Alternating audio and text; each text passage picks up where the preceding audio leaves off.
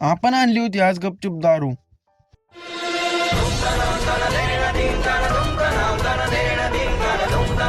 अहो मित्रांनो, तसं नाही, आपल्या कोंबड्यांना पाजायसाठी. मगर क्यों? क्यूचा विषय असा आहे की आता नेमका उन्हाळा लागलाय आणि आपल्या कोंबड्यांना काय आजार नाही यावं म्हणून आपण त्यांना पहिल्यांदाच दारू पाजून टाकली. आणि विशेष म्हणजे ज्या पिल्लाला आजपर्यंत उभा राहता येत नव्हते ते पिल्लू सुद्धा आज उभं राहिले. तर जे या क्षेत्रात नाही त्यांना तरी माहित नसेल बरं का, पण जे या क्षेत्रात त्यांना तरी माहिती आहे की कोंबड्याला दारू पाजल्यावर तरतरी कसली ती म्हणून. आणि तुम्ही बघू शकता की इथं तरतरी कसली आली, आता डायरेक्ट विरच खांतात काय नाही इथं.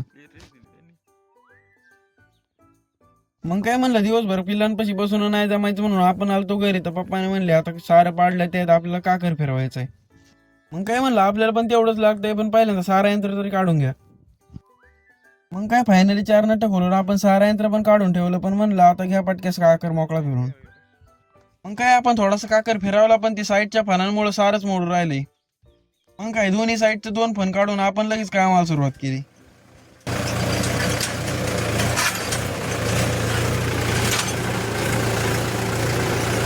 मग काय आपला काकर तर फिरून चालता म्हणून आपण डायरेक्ट चाललोय आता घरी.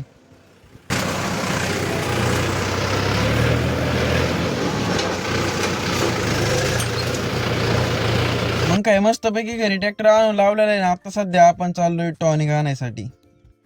टॉनिक बिनिक काय नाही, टॉनिकच्या बाटलीत दारू भरून न्यायची आपल्याला. पहिलं त्यांनी तर काय टॉनिकच्या बाटलीत दिली नाही म्हणून आपण डायरेक्ट फुगा घेऊन आलो. आता आपल्या पिल्लांना पाजायचंय. काय नानाला म्हणलं तुझ्या शुभ हाताने शुभ कामाला सुरुवात करून टाक डायरेक्ट. नानाच्या डोक्यात तरी वेगळं, नाना म्हणतोय आपल्याला थोडीशी बाटलीत काढून सेपरेट ठेवायची. आता म्हणलं आता तू नियोजन बघून मला तर काम फुटायला लागलाय, त्याच्या पहिल्यानं तो आपला फुगा फोडून टाक. त्याच्यानंतर काय फुगा फुटायला म्हणलं आपण डायरेक्ट ऑब्जेक्शन घेतली. नाही म्हणतोय अजून काय चांगला फुगा फोडला नाही म्हणून डायरेक्ट तोंडानेच फुगा फोडलाय आता. राजा जी अपनी शक्तियों का पूरा इस्तेमाल कर रहे हो. मग काय एक बारीक बाटली भरून आपण ठेवलेली, म्हणलं आता पुढच्या वेळेस डोस देता येईल. मग काय बाकीची सगळी राहिलेली दारू आपण लगेच पिल्लांच्या पाण्यात मिक्स करून टाकली. आपल्याला तर काय अंदाज नाही बरं का, पण एक अंदाज लावून आपण त्यात सगळी मिक्स करून टाकलेली.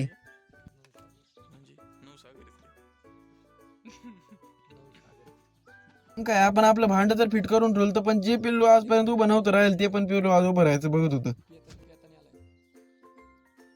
तर माणसं म्हणतात बघ तूप खाल्लं की लगेच रूप नाहीत, पण ह्या पिल्लाला तर लगेच रूप आले का दिसत होतं मला तर. सगळ्यांनीच पिऊन चढल्यानंतर एका कोपऱ्यात येऊन बसलेत आपली पिल्लं. तरी आपलं एक पिल्लू पेलं नव्हतं म्हणून आपण डायरेक्ट त्याला आपल्या हातानेच पाजली. म्हणलं आता शुभ काम केलंच पाहिजे.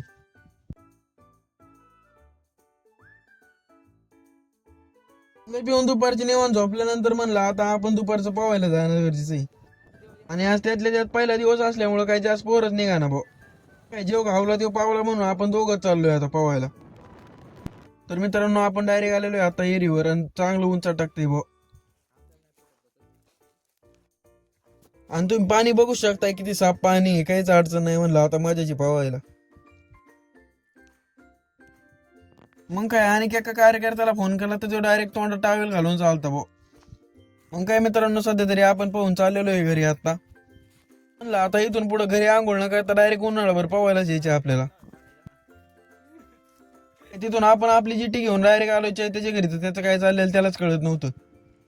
तर मित्रांनो आजच्या व्लॉग मध्ये एवढंच. व्लॉग आवडला असल्यास लाईक शेअर सबस्क्राईब करून टाका आणि भेटू अशाच एका नवीन व्लॉग मध्ये. तोपर्यंत बाय बाय.